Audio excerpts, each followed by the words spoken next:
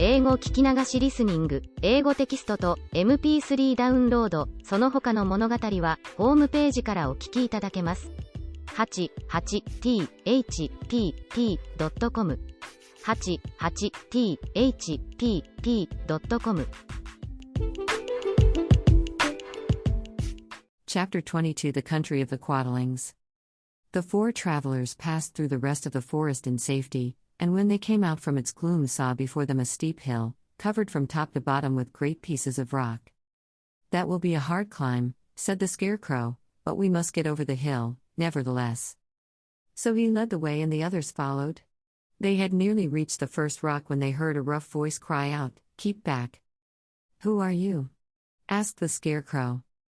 Then a head showed itself over the rock and the same voice said, "This hill belongs to us, and we don't allow anyone to cross it." "But we must cross it," said the Scarecrow. "We're going to the country of the Quadlings." "But you shall not," replied the voice, and there stepped from behind the rock the strangest man the travelers had ever seen. He was quite short and stout and had a big head, which was flat at the top and supported by a thick neck full of wrinkles. But he had no arms at all, and, seeing this, the Scarecrow did not fear that so helpless a creature could prevent them from climbing the hill. So he said, "I'm sorry not to do as you wish, but we must pass over your hill whether you like it or not," and he walked boldly forward. As quick as lightning the man's head shot forward and his neck stretched out until the top of the head, where it was flat, struck the Scarecrow in the middle and sent him tumbling, over and over, down the hill. Almost as quickly as it came the head went back to the body, and the man laughed harshly as he said, "It isn't as easy as you think." A chorus of boisterous laughter came from the other rocks, and Dorothy saw hundreds of the armless hammerheads upon the hillside, one behind every rock.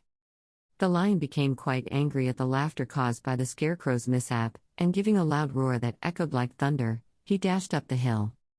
Again a head shot swiftly out, and the great lion went rolling down the hill as if he had been struck by a cannonball.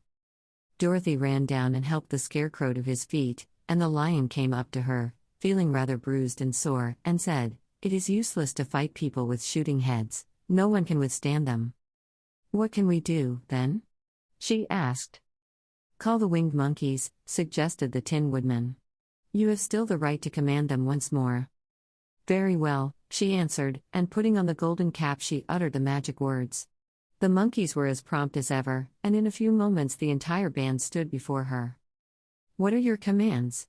inquired the king of the monkeys, bowing low. "Carry us over the hill to the country of the Quadlings," answered the girl.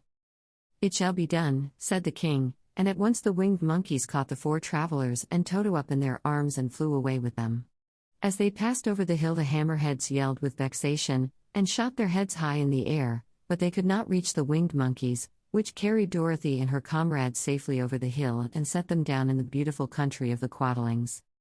"This is the last time you can summon us," said the leader to Dorothy, "so goodbye and good luck to you." "Goodbye, and thank you very much," returned the girl, and the monkeys rose into the air and were out of sight in a twinkling. The country of the Quadlings seemed rich and happy. There was field upon field of ripening grain, with well-paved roads running between, and pretty rippling brooks with strong bridges across them.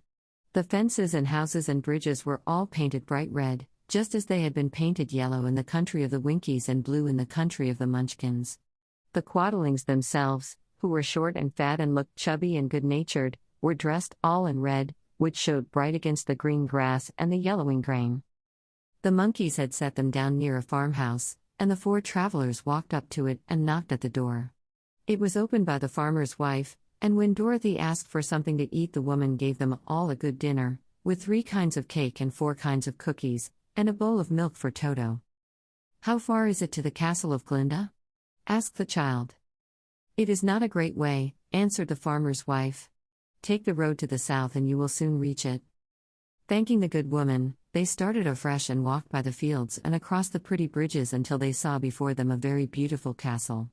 Before the gates were 3 young girls, dressed in handsome red uniforms trimmed with gold braid, and as Dorothy approached, one of them said to her, "Why have you come to the South Country?" "To see the good witch who rules here," she answered. "Will you take me to her?" "Let me have your name, and I will ask Glinda if she will receive you." They told who they were, and the girl soldier went into the castle. After a few moments, she came back to say that Dorothy and the others were to be admitted at once.